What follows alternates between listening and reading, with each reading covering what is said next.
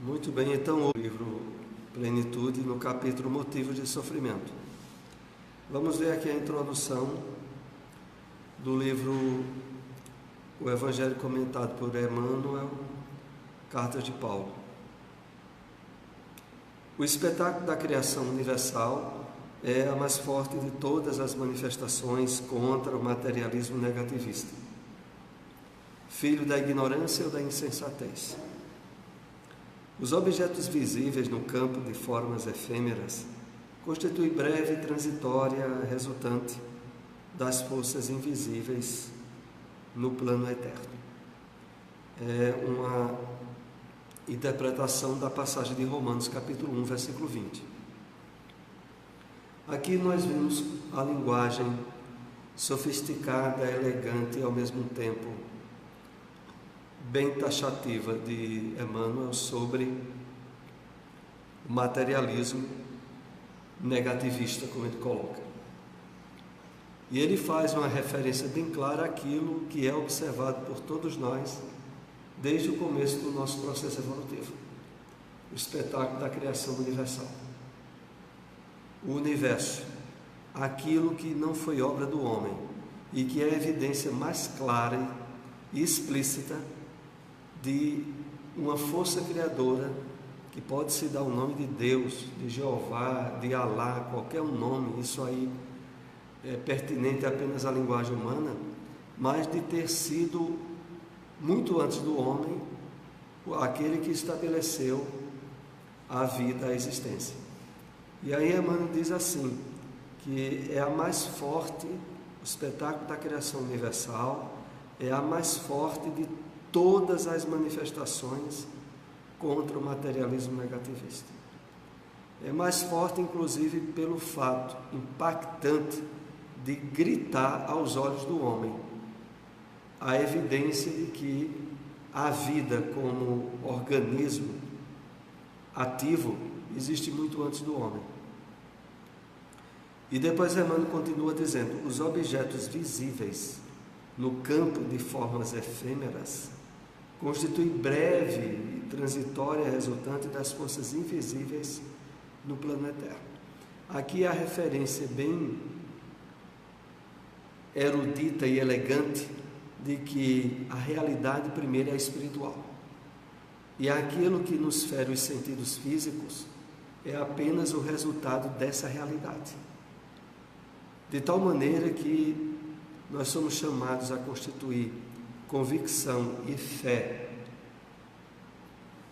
raciocinada e dedutiva de que aquilo que está explícito aos nossos olhos físicos é a evidência de que há um processo criador, original, que é o espiritual, do qual todos nós viemos e para o qual voltaremos em prosseguir a nossa caminhada evolutiva.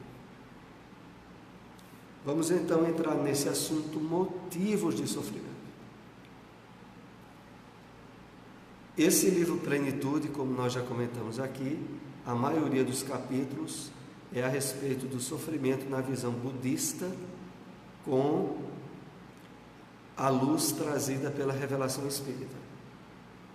E aqui sempre nós procuramos enfatizar um pouco mais da dificuldade que nós temos em termos de superação do sofrimento em qualquer área da vida humana, devido ao nosso passado estabelecido em climas de desequilíbrios, de vícios, de sofrimentos, e que nos tornou condicionados a isso. Isso tem um impacto tão grande de que mesmo agora, com o conhecimento espírita, e mesmo estando em novos corpos temporariamente emprestados pelas leis divinas, nós permitimos que os estados conflitivos e de sofrimento ergam império sobre a nossa vontade espiritual esclarecida. E isso é dito a nós que só é de fato resolvido na medida que o esclarecimento cognitivo e intelectual que a doutrina espírita nos dá entre no campo de sensibilização e de vivência por nós. para de fato a gente ressignificar essa mentira de que o sofrimento cura erros e resolve problemas graves que criamos no passado. O que de fato resolve, de forma definitiva, é o estabelecimento dos caminhos pela linha evolutiva do amor, da renúncia, de intermediarmos o bem, enquanto que o sofrimento, em termos de resgate, apenas resolve o que temporariamente desconcertamos, mas não nos impulsiona para frente. Sobretudo quando esse sofrimento abre campo para a revolta e outros estados de sofrimentos decorrentes da visão materialista que a gente ainda não tenha superado. O sofrimento que de algum modo promove espiritualmente, como aqui já aprendemos, é aquele que não resulte de nenhuma atitude de desequilíbrio do presente e que, à medida em que ele for sendo trabalhado e superado, ele abra campos para o crescimento espiritual da pessoa. Vamos então para o primeiro item escolhido nesse capítulo. É um capítulo bem sintético, de 2 páginas, de 2 folhas, e que nós vamos trabalhar a partir de hoje.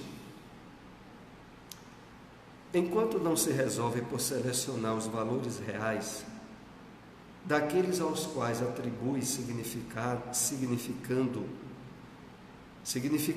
e que são apenas fogos fatos, terá dificuldade em afirmar-se e seguir uma diretriz propiciadora de paz.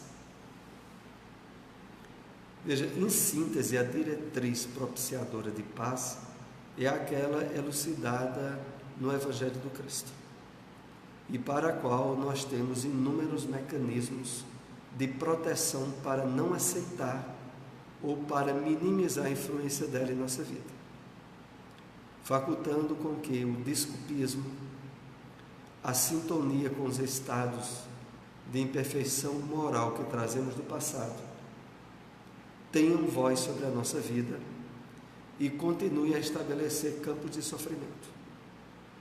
Voltando aqui ao início desse conteúdo, quando disse: enquanto não se resolve por selecionar os valores reais daqueles aos quais atribui significado e que são apenas fogos de artifício, rápida e breve duração, terá dificuldades em afirmar-se e seguir uma diretriz propiciadora de paz. Ou seja, nós só estabelecemos uma diretriz de paz interior a partir do momento em que os valores ilusórios do campo material não tenham mais voz ativa sobre nós.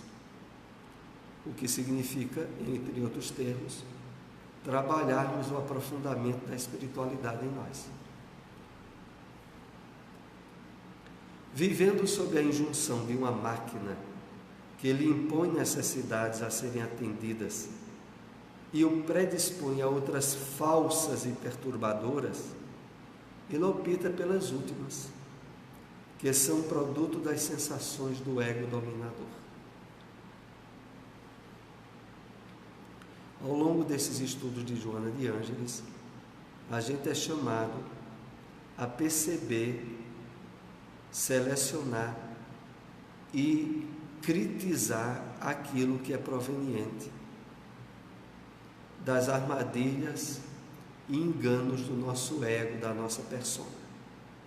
Aqui, quando diz de que vivendo sob a injunção de uma máquina que lhe impõe necessidades, essa máquina é todo o campo do materialismo em que a sociedade humana está imersa, que impõe necessidades a serem atendidas e predispõe a outras falsas e perturbadoras.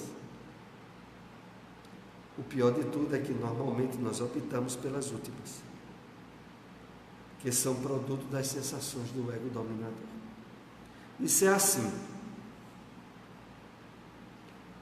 Ou nós nos submetemos aos falsos conceitos do materialismo, dando voz ao nosso ego, ou a gente supera as noções falsas e ilusórias do materialismo, propiciando que os valores espirituais ganhem diretriz em nossa vida, o que significará a superação do materialismo. Uma coisa vai de encontro à outra. É aquela figura colocada na Bíblia, em termos bem simples, quando Jesus disse assim: não pode servir a Deus e a Mamon, porque ou tu agrada um, ou tu desagrada o outro. Nós não podemos estar submetidos às diretrizes do mundo materialista e trabalhar os valores da espiritualidade em nós. Ou a gente trabalha os valores da espiritualidade submetendo-os do materialismo, do ego, ou eles não conseguem ser despertados em nós. E é claro que muito mais facilmente a gente se torna vítima do materialismo, devido às influências do presente e, pior ainda, a influência maciça do passado. É o passado onde nós estivemos escravos dos valores da matéria, para os quais, desde há 2000 anos, a proposta do Cristo como Salvador é a libertação dos grilhões do materialismo, que, independente de religião, submete a maioria da humanidade. A grande massa da humanidade carece da salvação trazida pelo Cristo, que, em outras palavras, significa libertação do materialismo e do jogo falso dos sentidos físicos. Empurrando para as aspirações mais grosseiras, em detrimento daquelas outras sutis e enobrecedoras que adquirem resistência na renúncia, no esforço elevado, na abnegação, no cultivo da vida interior, no domínio da matéria pelo Espírito. Então,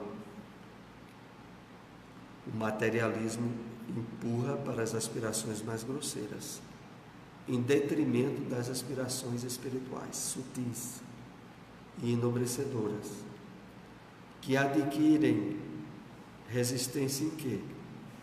Nos valores morais da renúncia, do esforço elevado, da abnegação, do cultivo da vida interior. Na medida em que nós gastamos horas, interesses materiais nossos, em atividades espirituais, em leituras elevadas, aí nós estamos drenando as energias do materialismo que já nos envolveu tanto antes e estabelecendo as energias e as vibrações novas da espiritualidade. Então não há como tornar-se espiritual sem a prática da renúncia, da abnegação e da utilização de horas, tempo e interesses que antes eram gastos em atividades materialistas para agora as atividades espirituais. Então, os trabalhos que normalmente são desenvolvidos nas casas espíritas semanalmente, as atividades filantrópicas, as campanhas do quilo, as atividades mediúnicas, as atividades da própria reunião pública por aqueles que trabalham na divulgação, vai paulatinamente drenando as energias do materialismo, convertendo agora em energias para a espiritualidade profunda, para o despertamento da consciência, para os valores perenes do espírito. O corpo deve ser considerado um instrumento transitório para o ser eterno, temporariamente um santuário, em face da finalidade edificante de propiciar à alma a sua ascensão, jamais para atendimento das sensações que lhe caracterizam a constituição molecular. Aqui nós somos convidados à reflexão na verdadeira compreensão do que é a vestimenta física, espiritual e, como Emmanuel aqui faz a referência, e santificante, ao considerar esse corpo santuário em face da finalidade edificante de propiciar a alma a sua ascensão. É por isso que tem aquelas referências do apóstolo Paulo em mais de uma de suas cartas na Bíblia, quando ele diz que nós devemos considerar-nos santuário do Deus vivo através do nosso corpo, que o verdadeiro templo de Deus é o corpo que nos foi emprestado, que os templos de pedra, as edificações do homem, são apenas o símbolo desse verdadeiro templo que nos foi emprestado pelas leis divinas.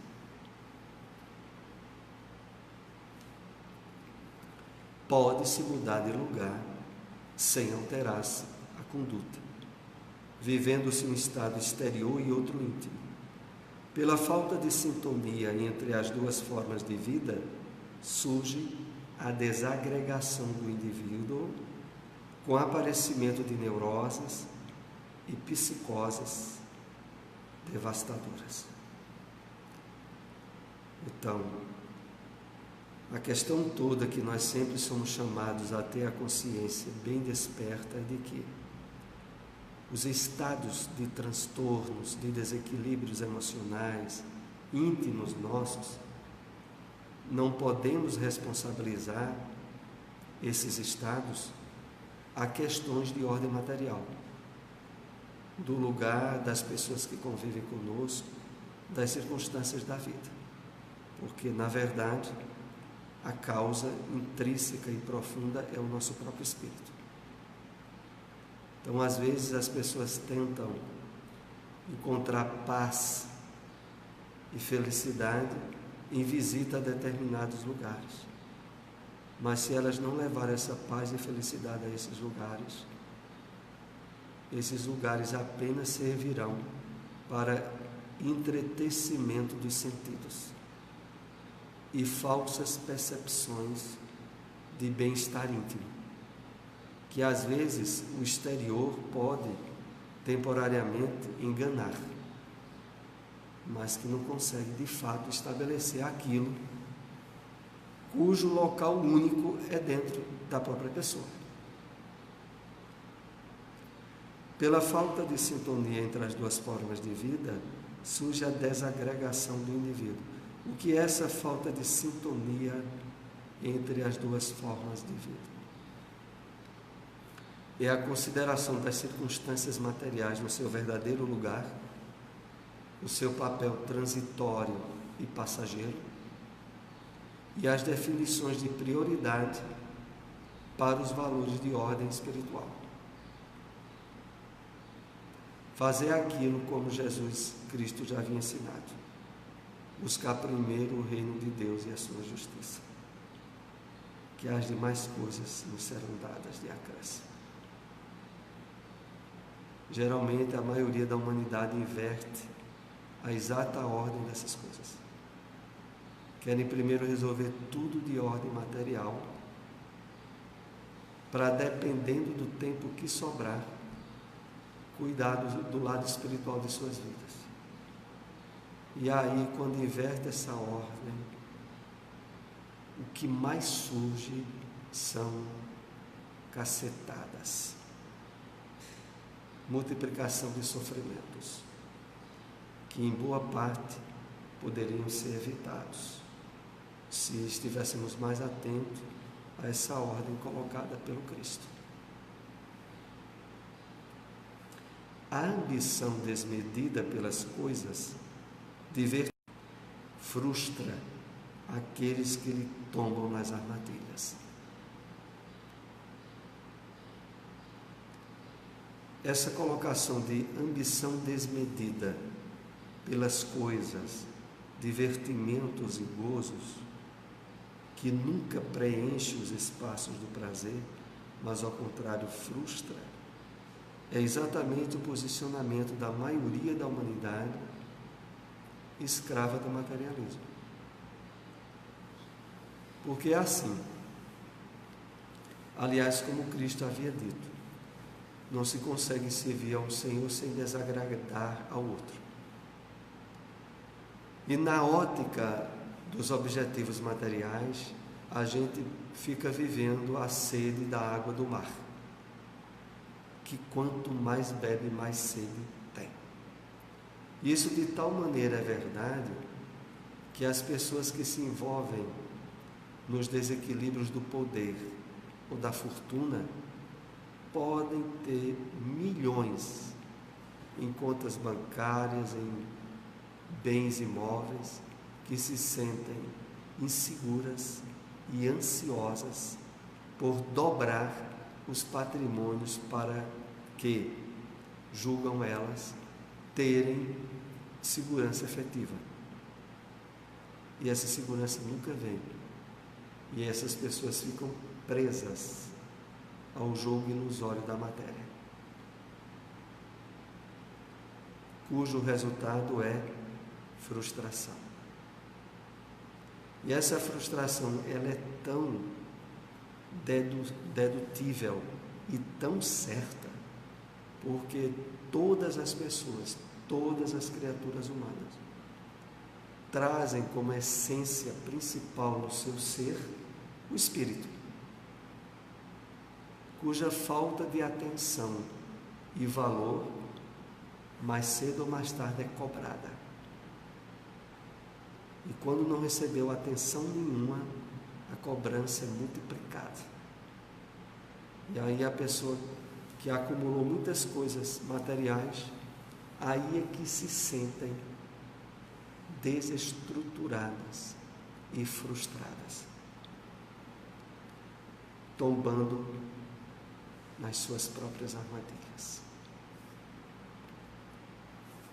Há indivíduos que dispõem de somas consideráveis, prestígio social, fama, inteligência, graças aos quais adquirem o que lhes apraz, viajam para onde desejam, relacionam-se com as mais diferentes pessoas e, não obstante, são atormentados pelo vazio, pelo tédio, pela insatisfação, fortes causas de sofrimento.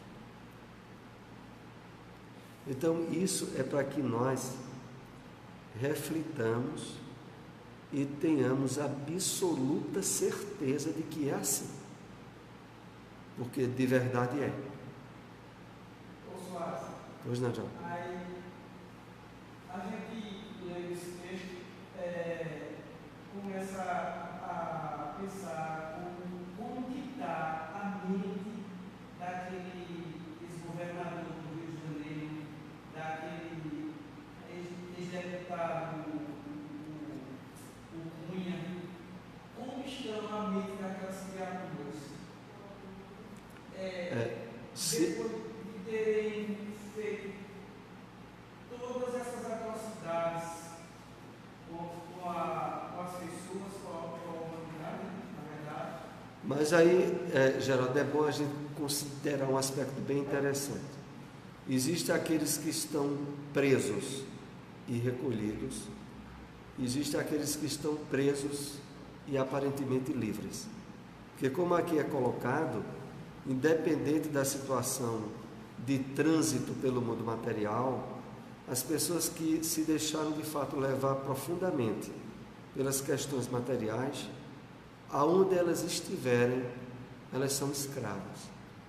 Aonde elas estiverem, elas estarão perturbadas, infelizes, insatisfeitas.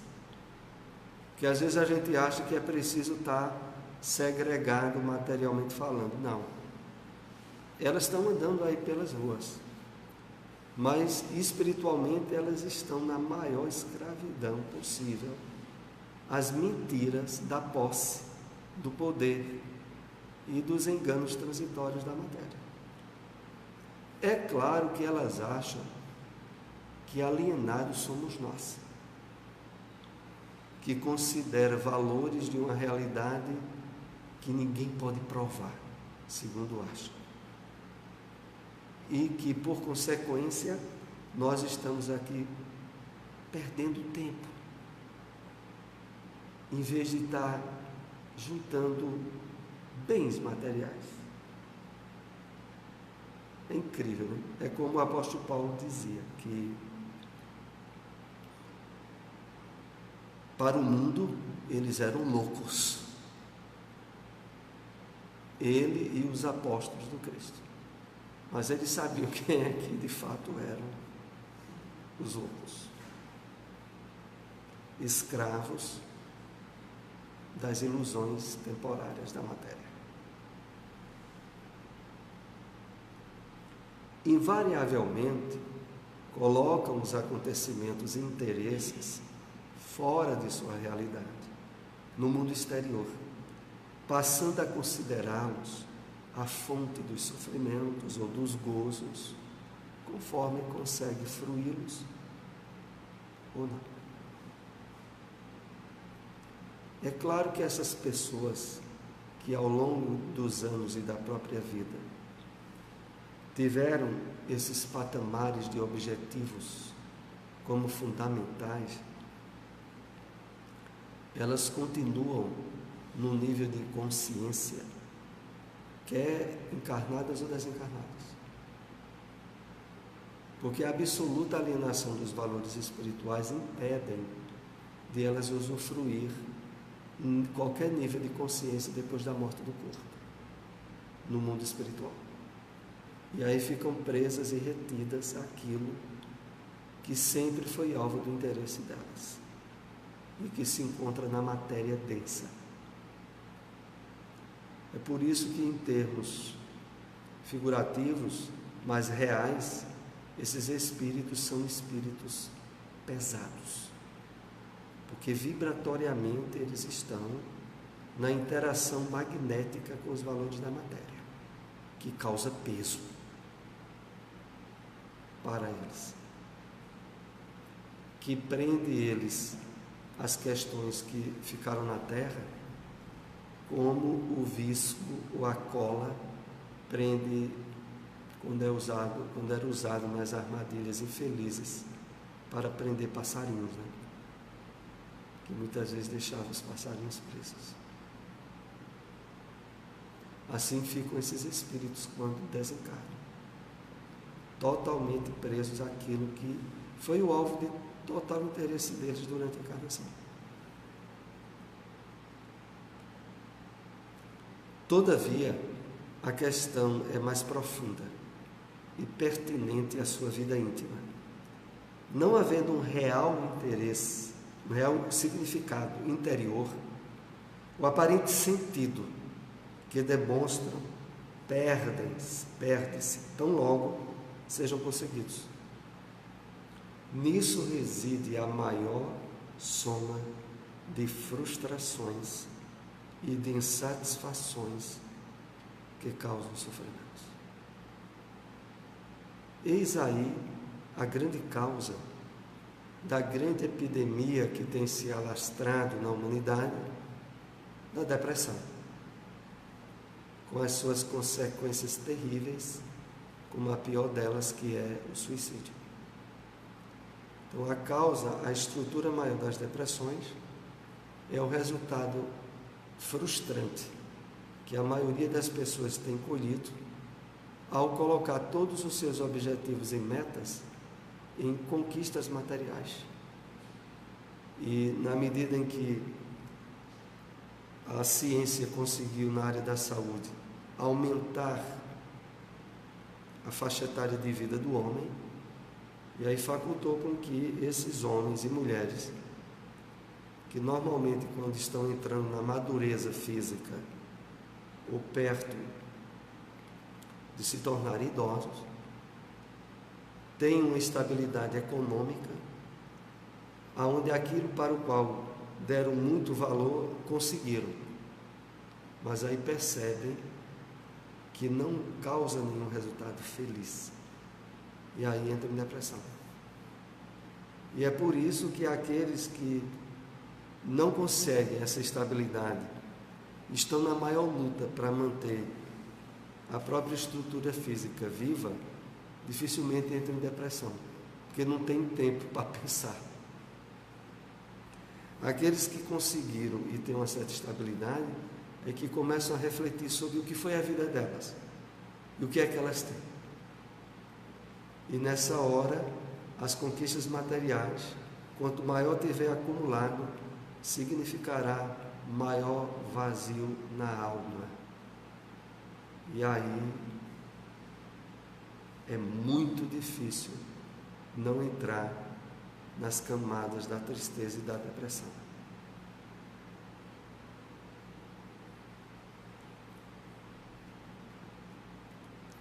A busca da realidade do eu deve partir de uma análise profunda interna das necessidades legítimas da vida, jamais da preferência de adornos, objetos e situações que destacam o ego e perturbam-no, tornando-o jactancioso, prepotente ou, na sua falta, magoado, ressentido, receoso.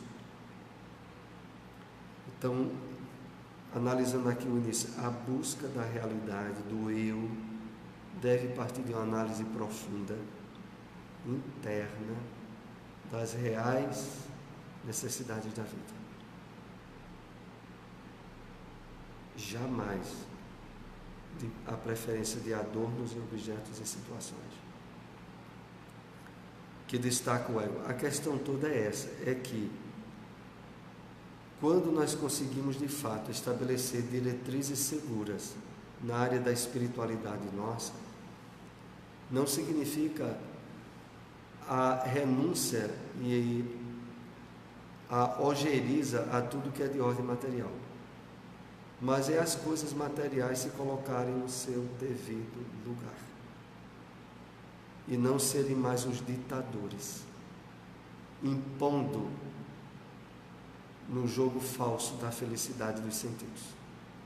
Porque quando a gente consegue, de fato, colocar a definição no lado espiritual nosso, a gente continua durante a encarnação tendo suas necessidades físicas e dentro da área de atuação existencial nossa, mas agora no seu devido lugar, e não a inversão dos valores, como ocorre do ponto de vista materialista, aonde o ego é destacado, perturbando, tornando-se jactancioso, prepotente. Ou senão, quando faltam esses objetos para o ego se sentir prepotente, aí as pessoas ficam magoadas, ressentidas e receosas. Para o lado que pender, só tem emoções de conflitos e de infelicidade. Quer se julgando superior, quer se julgando muito inferior. Primeiro é necessário adquirir um estado de espírito de paz, para passar por tudo sem ater-se a nada.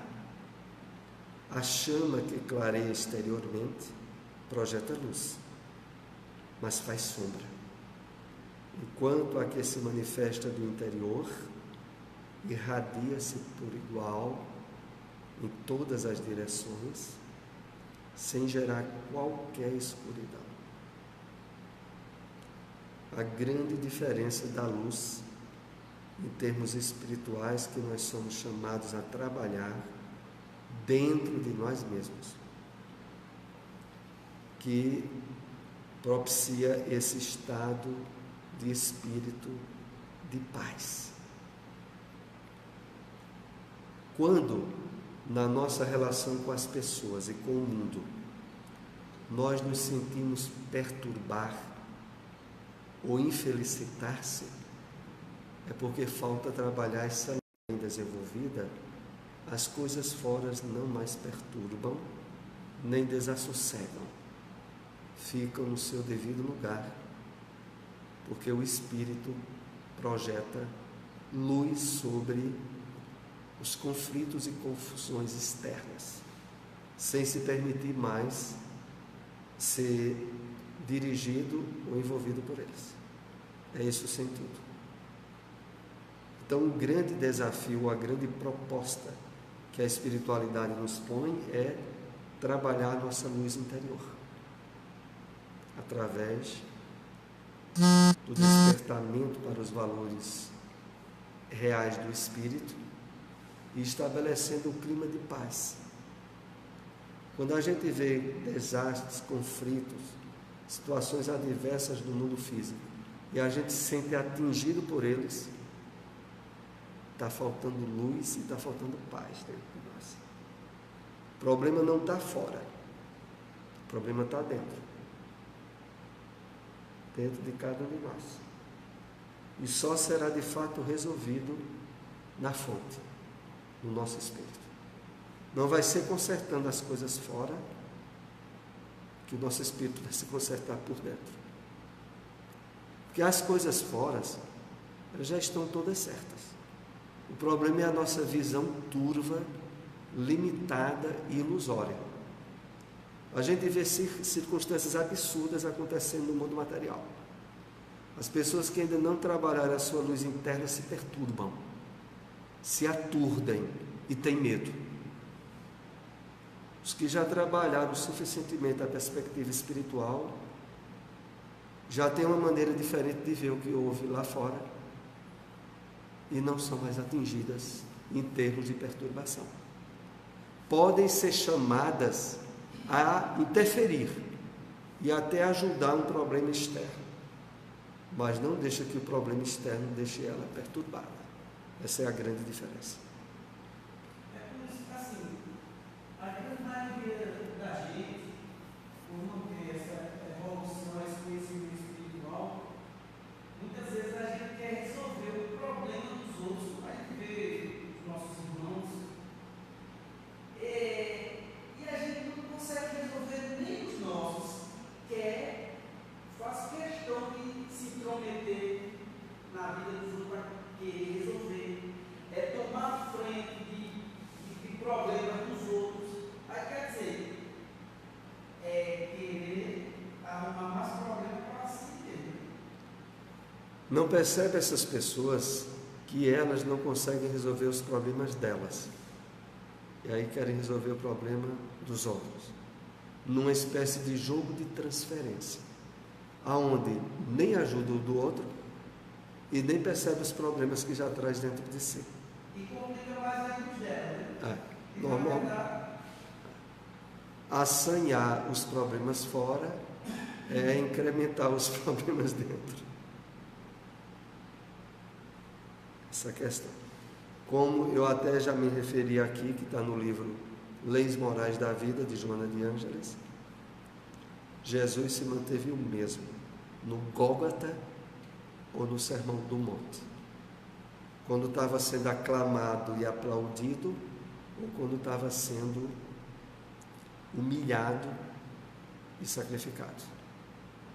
Os fatos externos não produziam quaisquer desassossego, pelo fato do Espírito imperar sobre a matéria. A mente e o corpo, susceptíveis à dor pela posse ou perda das coisas externas, sempre atravessarão largos períodos de sofrimentos, transferindo-se de uma para outra forma de sofrimento, sem conseguir a libertação. Essa ocorre quando o homem se esvazia de ambição, instalando abnegação no íntimo e superando os desejos. a grande questão dentro da filosofia budista em relação ao sofrimento é justamente a questão dos desejos. Claro, os desejos em termos de direcionamento para o mundo físico externo. Porque os desejos são a fonte a sede da água do mar que nunca cessa. Então, a princípio, as questões do mundo externo material, elas estão aqui para nos provocar durante a encarnação. Nos provocar no sentido de nos convidar a perceber e entender nossa verdadeira realidade. Mas aí, os condicionamentos do passado e a infância espiritual em que a maioria de nós ainda está envolvida, acabam naquilo que é apenas para nos provocar a atenção, nos sentir presos e jogar nesse campo de desejos que se torna insaciável a projeção do ego e de uma série de coisas que não têm realidade existencial. Porque quando a gente analisa direito a questão da imortalidade da alma, a gente vê que ela só ganha força e convicção na medida em que as coisas do mundo material deixam de sufocar, deixam de ser o grande campo de atenção nossa e passam a ficar em segundo plano. Enquanto as coisas do mundo material for determinante sobre a nossa vida, em termos espirituais nós estamos mortos. Essa é a palavra mais certa. Teus objetivos são de ordem material na maior parte dos teus dias, tu estás mais morto do que vivo.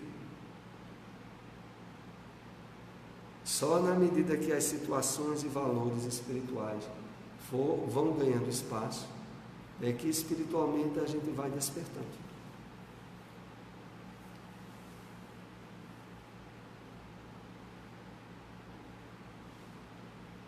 No final desse texto, quando diz: essa ocorre, se referindo a esses largos períodos de sofrimento, só ocorre a superação deles quando o homem se esvazia da ambição, instalando a abnegação no íntimo e superando os desejos.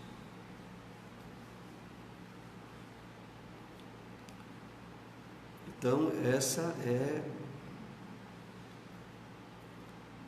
a solução. A questão é nós querermos essa solução, porque essa solução vai de encontro ao nosso ego, à nossa personalidade e àquilo que o mundo material coloca como sendo muito importante.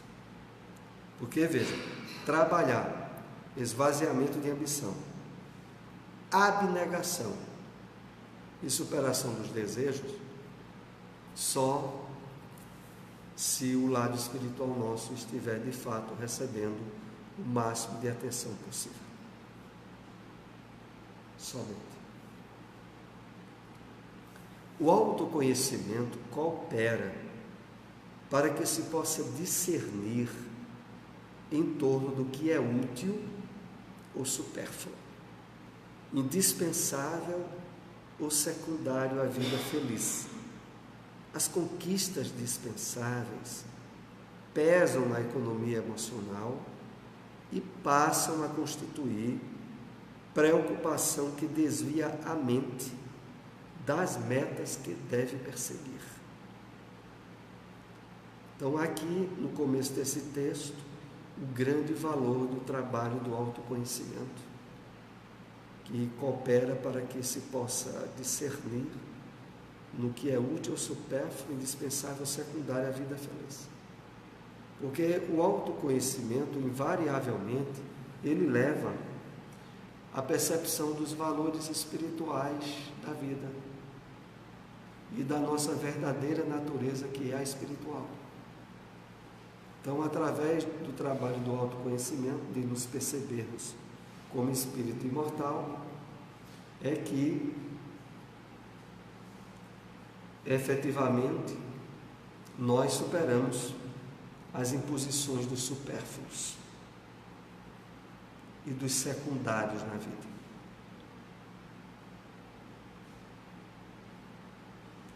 Quando aqui fala que as conquistas dispensáveis pesam na economia emocional e passam a constituir preocupação que desvia a mente das metas que deve perseguir, é exatamente isso que faz o império do materialismo na maioria das mentes dos espíritos encarnados.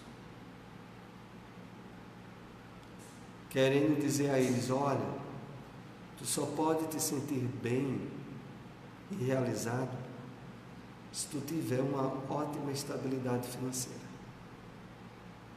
Se tu tiveres e conquistares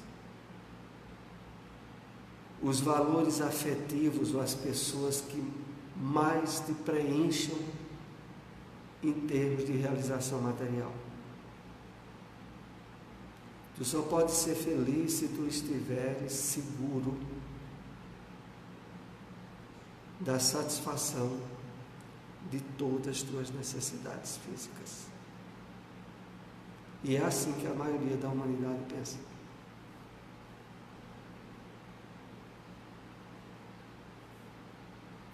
Isso desvia a atenção das metas principais, que são as de ordem espiritual para nós.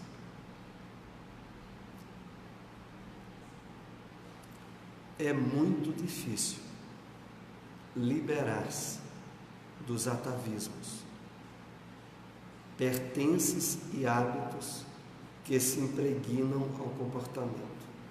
Passam a constituir uma nova natureza predominante, sob o fardo dessas dependências, o ser não logra ver a luz, discernir a meta, libertar-se para encontrar-se.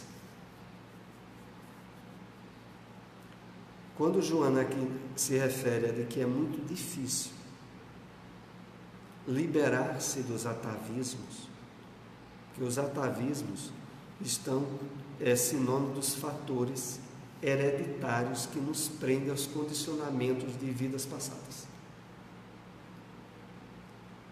Então, nesses atavismos estão os vícios, os hábitos, que normalmente foram profundamente imediatistas e materialistas. Se hoje, encontrando a doutrina espírita, percebendo que o Espiritismo é a promessa do cumprimento do Consolador que Jesus falou no Evangelho de João, capítulo 14. O espírita sabe disso. Sabe que está agora no cristianismo redivivo, que em termos de consciência é como se ele estivesse agora na época em que Jesus esteve na terra, recebendo o convite dentro daquele contexto que os judeus viviam. Hoje o contexto mudou pelo desenvolvimento científico, tecnológico, mas as necessidades espirituais, emocionais que os judeus tinham são as mesmas que nós temos nos dias de hoje. E aí vem o Espiritismo e dá a solução de bandeja, que a maioria de nós, quando tem os primeiros contatos com o Espiritismo, diz: graças a Deus, todos os problemas resolvidos. E é uma verdade que a exata consciência da revelação espírita, propiciando a nós um nível de convicção da nossa verdadeira natureza, é a solução de todos os problemas da esfera física. Porque tudo o que acontece no mundo material só logra atingir o corpo físico. O lado espiritual é com permissão do nosso espírito. Aquilo que nos afeta a emoção, o sentimento, é com a permissão do nosso espírito. Então, tudo resolvido. Mas aí, não consegue manter aquele estado de profundo envolvimento que os apóstolos tiveram ao longo da caminhada, mesmo após a crucificação de Jesus. E depois de algum tempo, sabe o que é que ocorre? As frustrações antigas voltam. Os sofrimentos e as tristezas habituais reacendem. E o espírita volta a ser agora participante de uma doutrina para ele religiosa, como eram as anteriores. E aí ele passa a frequentar como um compromisso social e o usufruto dos benefícios que o espiritismo poderia dar a ele limita completamente. O pior de tudo é que, segundo a espiritualidade nos diz, isso está acontecendo com muitos espíritas por segunda vez em relação à proposta que já tiveram desde a época do Cristo e que ainda não desejaram arregaçar as mangas e se deixar modelar e mudar profundamente, e continua do mesmo jeito. É gostar muito de sofrer, né? Às vezes a gente comenta aqui nesses estudos de Joana de Ângeles que, de fato, para que a gente se abra para a perspectiva de solução que é apresentado nesses livros, é uma coisa bem simples: ter vergonha na cara e querer parar de estar sofrendo e criando sofrimentos em cima de sofrimentos para si mesmo, porque é apenas o resultado dos condicionamentos e atavismos que a gente traz do passado e que ainda não quis resolver. De certo modo é porque ainda existe algum tipo de ganho. Vejam que coisa, há um ganho para o nosso ego. Está certo que é um ganho triste, porque ganhar sendo infeliz é uma desgraça absurda, mas a maioria das pessoas querem. Tem gente que, se não tiver alguma coisa para amargar durante o dia, esse dia não foi muito bem vivido. Tem que estar sempre criando problema, curtindo amargura e levando para aqueles que convivem com a pessoa, né? O pior é isso, que se a pessoa conseguisse ser infeliz só, era uma beleza, ela levasse o sofrimento junto, né? Mas aí sai contaminando, né? Aqueles que também se permitem. Porque se conviver, de fato, com algumas pessoas bem espiritualistas, ou elas despertam ou correm de perto. Porque quando a pessoa consegue manter um nível de equilíbrio íntimo, convivendo com alguém desequilibrado, depois de certo tempo, desequilibrado possivelmente vai correr de perto, porque não vai aguentar estar convivendo com alguém que mantém um certo nível de felicidade interior. Não é isso? Bom, vamos prosseguir aqui.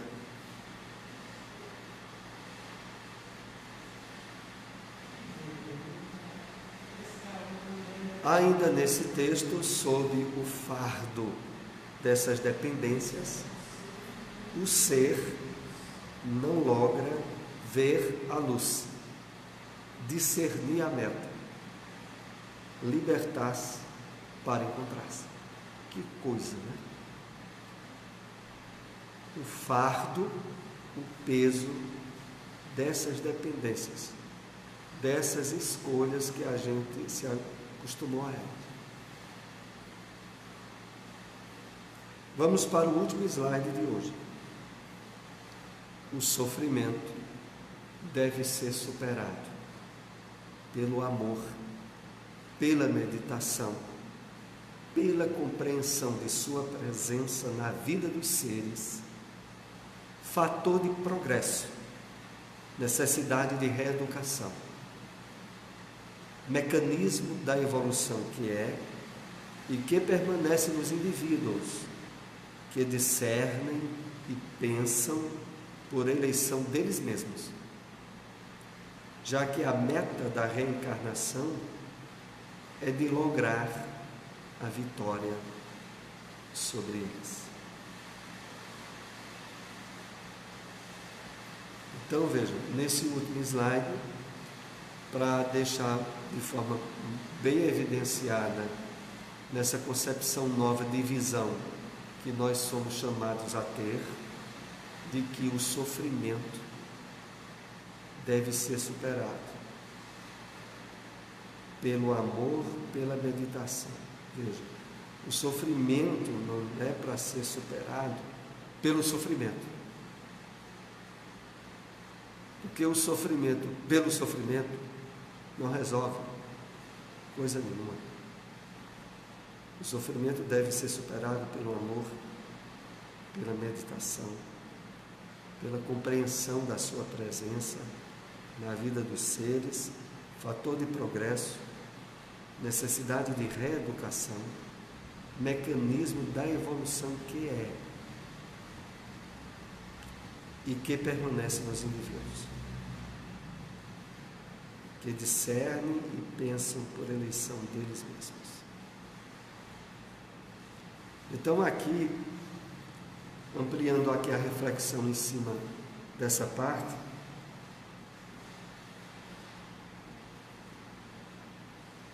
a superação do sofrimento pelo amor, pela meditação, pela compreensão,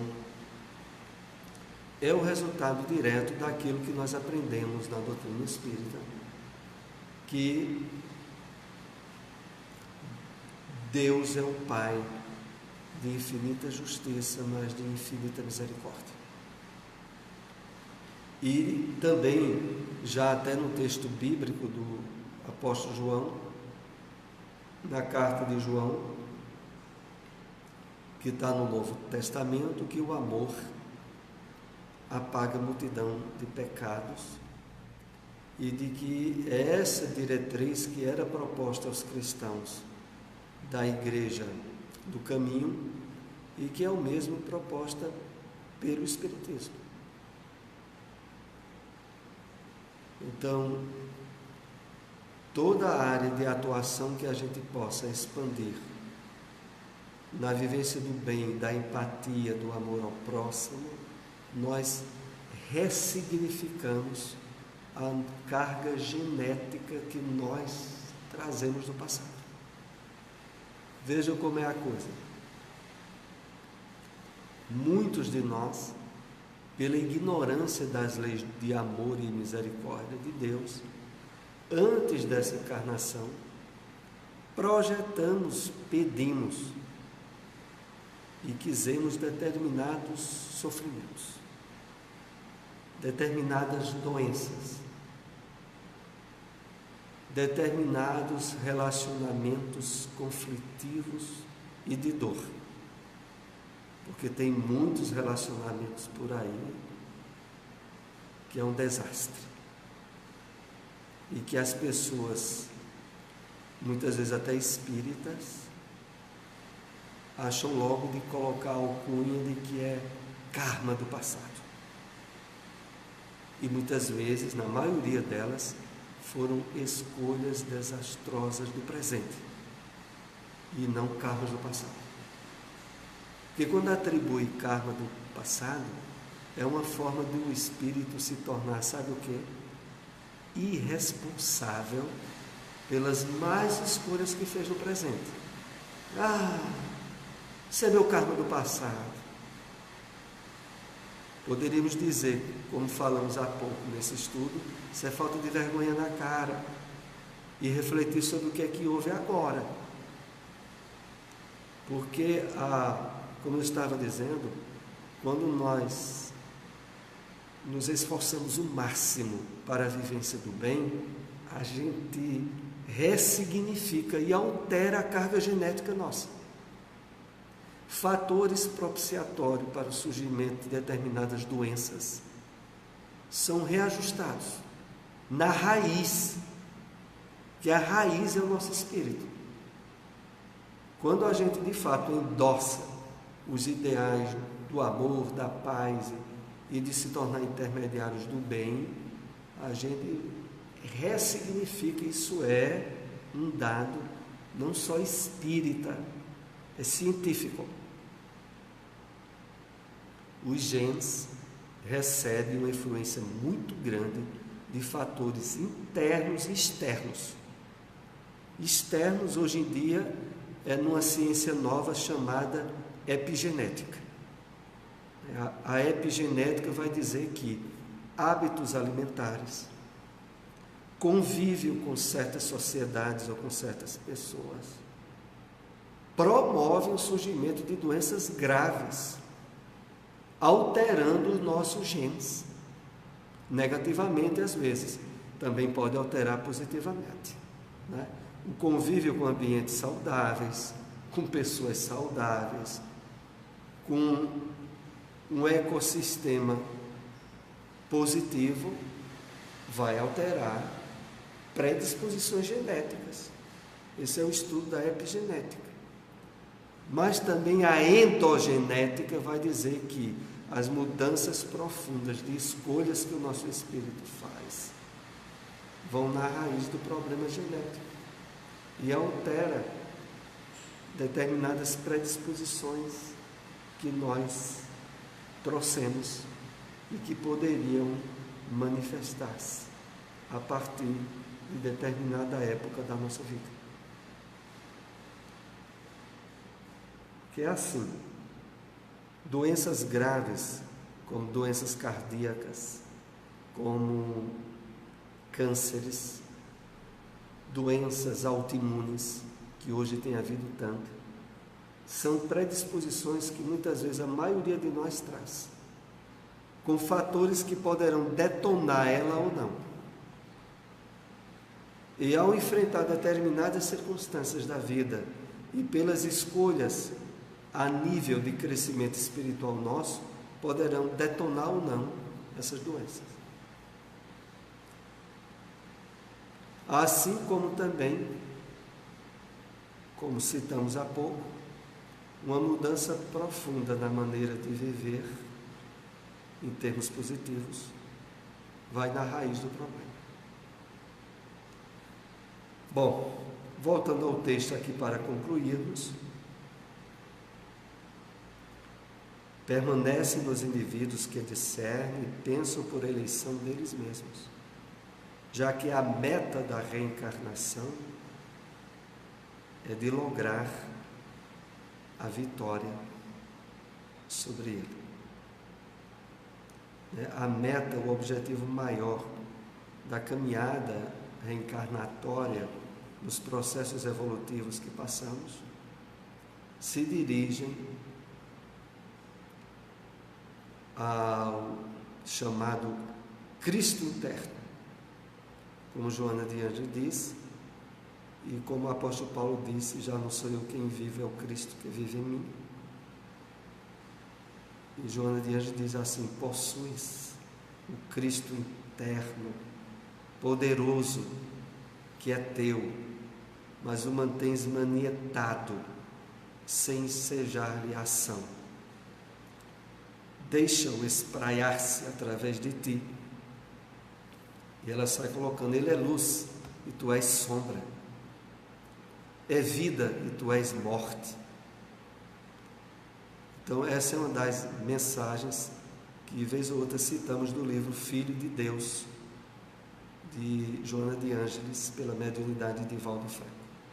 Vamos então concluir o nosso estudo. Na próxima semana, se Deus nos permitir, já será o capítulo seguinte, que é Caminhos para a Saúde. É o capítulo 8 do livro Plenitude. Geraldo, tu podes fazer a prece final por nós?